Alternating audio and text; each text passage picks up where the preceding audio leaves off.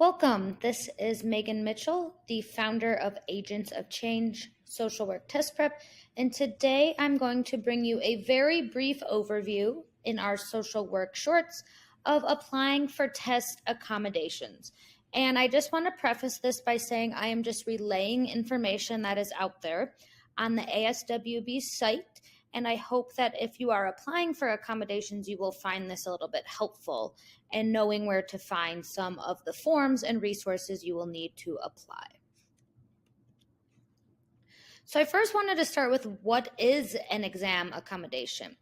And this is just a definition of what it is, but a test accommodation or test accommodations are any modifications made to tests or testing conditions that allow students with physical disabilities, learning disabilities, or limited English language ability to demonstrate their knowledge and skills in a testing situation. So basically what this means is that something will be changed to the environment or the testing protocol to allow certain students to be able to access the test. So a lot of people always ask me, how do I know if I need an accommodation? I'm worried I will not get approved for an accommodation. So here are a few ways that you might know that you may need to apply for accommodations. You struggle to complete the practice exam within the allotted time, or taking timed tests has been difficult for you in the past. So this exam, you will have 4 hours. And if you find yourself needing more time than 4 hours, which is, the test is 170 questions. If in your practice exams you are really up against the clock, applying for an accommodation for extra time might be very helpful. You can get extra time so that you don't have that added pressure of having to finish within the 4 hours. If you've received accommodations on prior standardized tests before, this could be in your schooling, this could be in college, this could be in a variety of different settings. So if you've received accommodations before, I definitely encourage you to apply for them on this exam. It's only going to aid you. If you have difficulty comprehending questions due to language, so this could be maybe you are experiencing a language-based learning disability, or maybe English is not your first language, or maybe processing speed is a little bit slower, or working memory is an area that is a challenge, you might be a good candidate to apply for an accommodation. If you have poor vision and you would need larger print or screen reading technology, that is something that can be done for you as well. You can make the print bigger on the screen, but this would be if it's something that significantly impacts your ability to see the words on the screen. If English is not your first language, you may apply for accommodation, and that's because it might take you extra time. Because you might be processing within 2 languages or more than 2 languages, so extra time might be a very good option, or if you have a physical challenge that requires extra accommodations.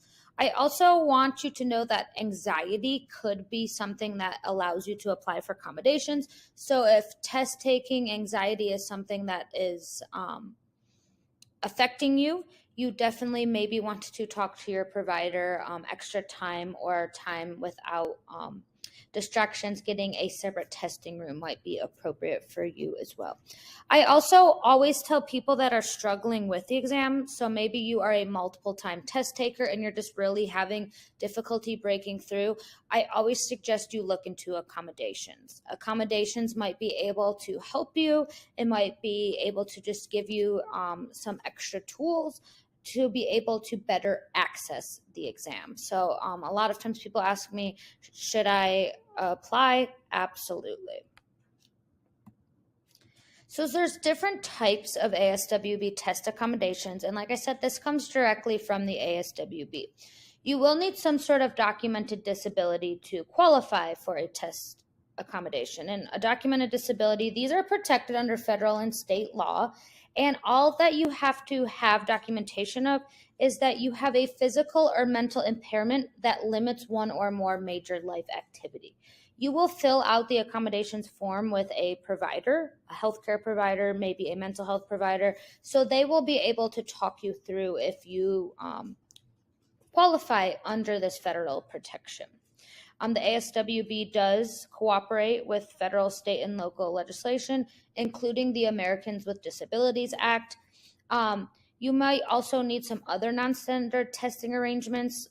If you have diabetes and you need to monitor medication intake, you might need ambulatory arrangements, such as if you are having some sort of injury or physical impairment, or if you need breaks due to pregnancy, or I have heard people getting some accommodations due to needing to breastfeed as well. Also, if English is your second language, some states, so I would say you want to definitely apply. Some states do not allow you accommodations if English is your second language, but some social work boards, depending on the state, do allow for candidates to get an accommodation if English is their second language. So, like I mentioned before, if you have a diagnosis of ADHD, anxiety, some sort of physical challenge, if you are pregnant or breastfeeding, I definitely suggest that you also arrange for this. PTSD can also be something that qualifies under a test accommodation. If you are really struggling to break through on this exam, I do suggest maybe considering working with an educational psychologist, because they might be able to do an assessment to better assess some different areas of your learning that might be impacting your ability to find success on this exam. So you're probably wondering, okay, I think I want to go forward with this, but how do I request accommodations? You need to request your accommodations before you register for your exam. So if you are thinking about this, make sure that you do it before you even sign up, because you'll have to fill out some forms to be approved. So there is a link found here. You can also find it on the ASWB site if you type in non-standard testing accommodations. If you just do a quick Google search, you'll be able to find it there. There's two parts. One has to be completed by you. It's going to have some basic information. The other has to be completed by a healthcare provider or other professional that can say they have the expert knowledge that you do need a test accommodation. So I do say that if you are considering this, make an appointment with your healthcare or mental health care provider or other expert professional and kind of discuss this process with them.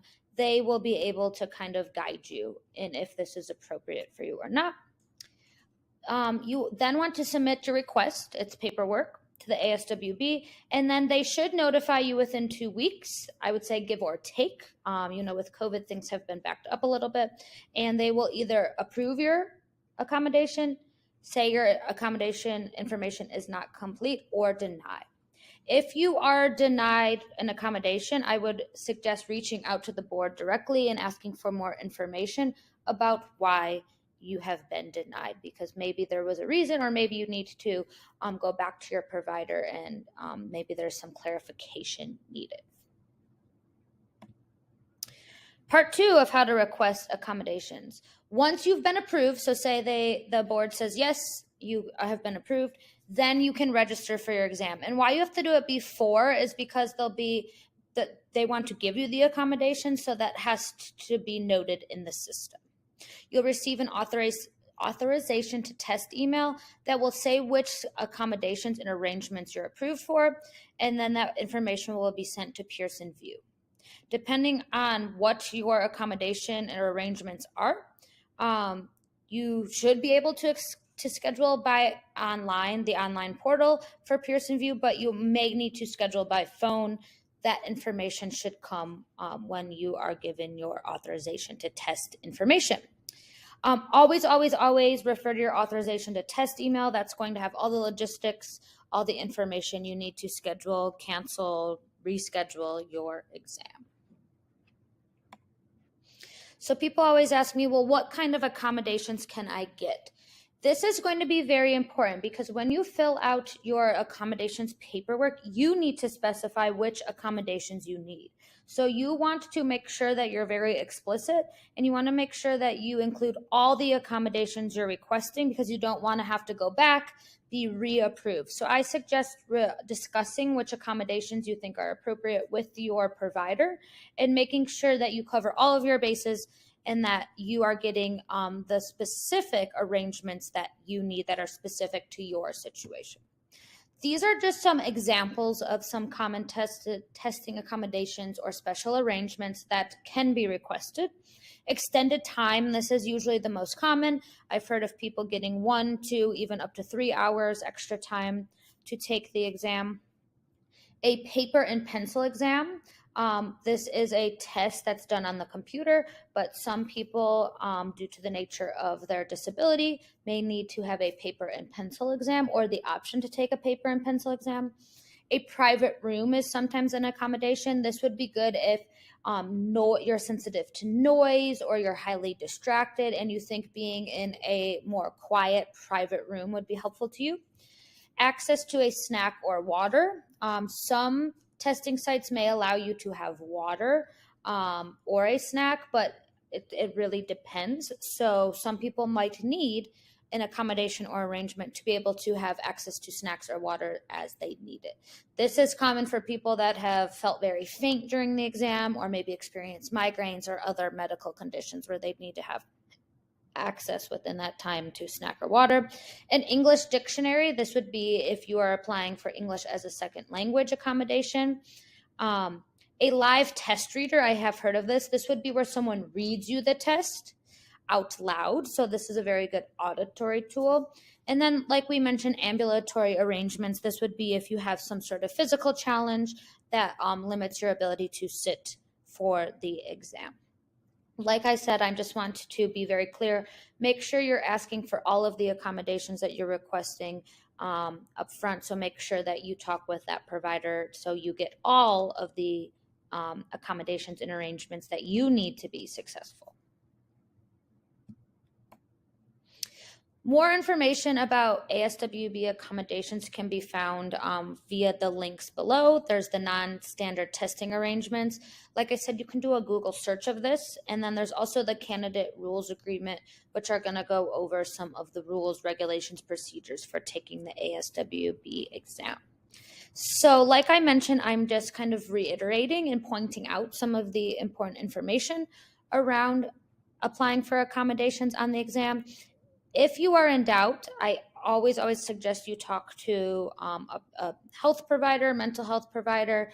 And like I mentioned, if you're really struggling to pass the exam, you might be a good candidate for accommodations. And remember, you're the best advocate for yourself. So make sure that you're getting the tools that you need to be successful. And I encourage you to apply for accommodations if you think this is something that would be beneficial to your success on the exam.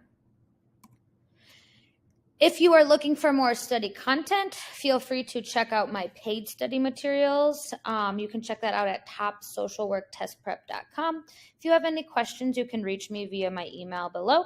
I'm always open to questions, comments, concerns, anything you might have, you can reach me there. And I want to remember to always thank you for tuning in to my content today. And remember, wherever you are in your studying journey, thank yourself for taking the step towards becoming licensed. And remember that you got this. Be proud of yourself, be proud of your abilities, and know that you can do hard things. Thank you for tuning in. I will see you next time.